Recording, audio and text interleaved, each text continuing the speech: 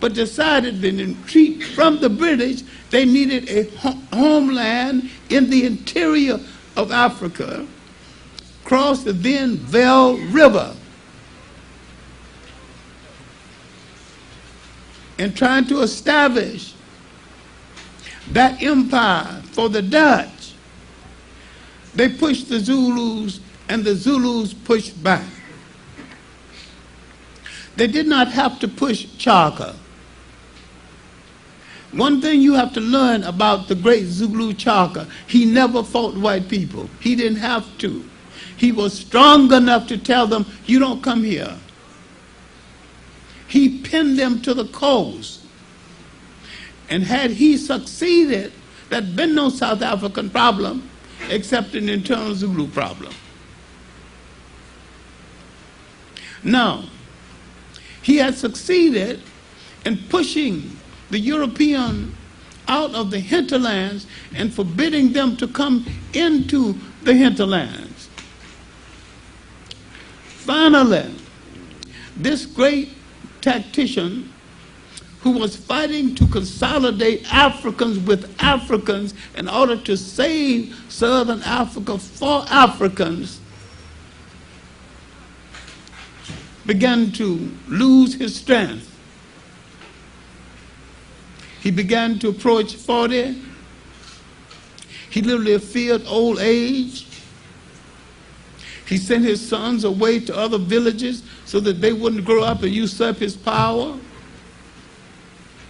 His mother, Ninda, instead of getting rid of her son, kept one and built a whole village so she could go and nurse and pamper over her grandchild.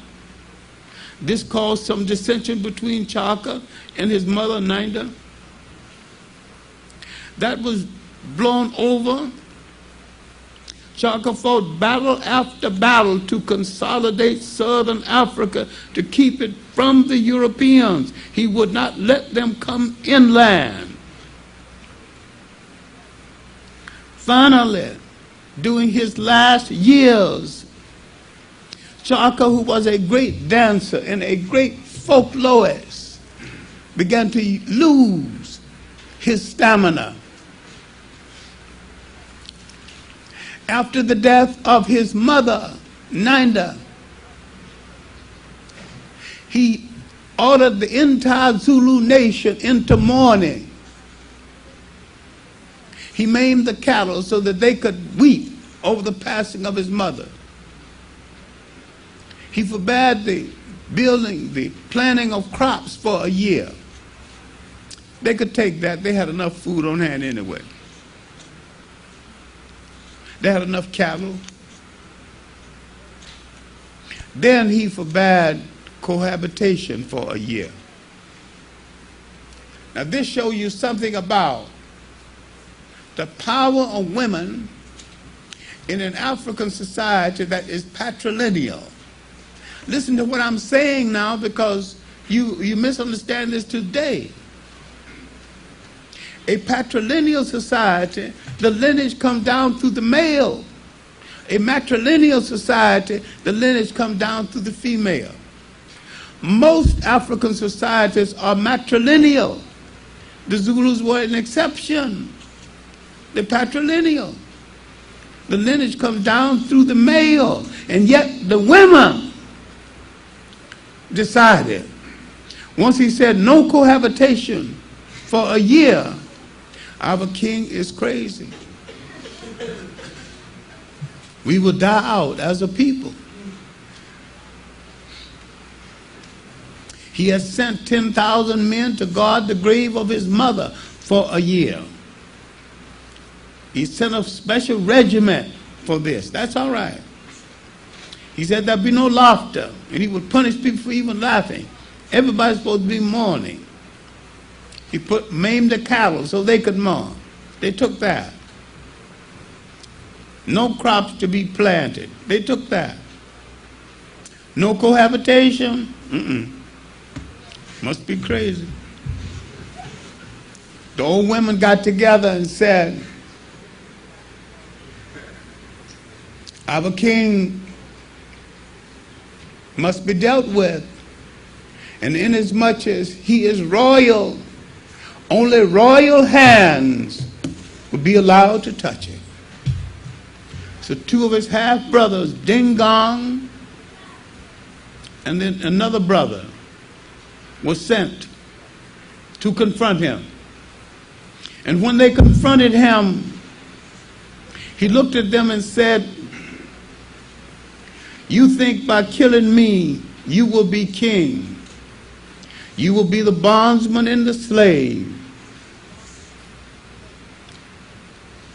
The Europeans are waiting like ants along the coast to come inland and take our country." They struck him for the second time, and he looked at them with pity and said, "The dreams of man wax and wane. The plans of man wax and wane, but the dreams go on forever." And when they struck him the final blow, ceremoniously putting him to death, he shook his head in pity, looking at his assassins, and said, "You have called me many things. You have called me tyrant, saint, God, devil. To some extent, I am all of these things. But I'm something else I beg you to remember. I am the greatest hope you have for freedom from European domination in this century," which indeed he was. And when they struck him the last blow, he shook his head and said, "Oh, what have I done to you, sons of my fathers?" Now with Chaka dead, the British pushing the Boers again, the Boers want to come inland.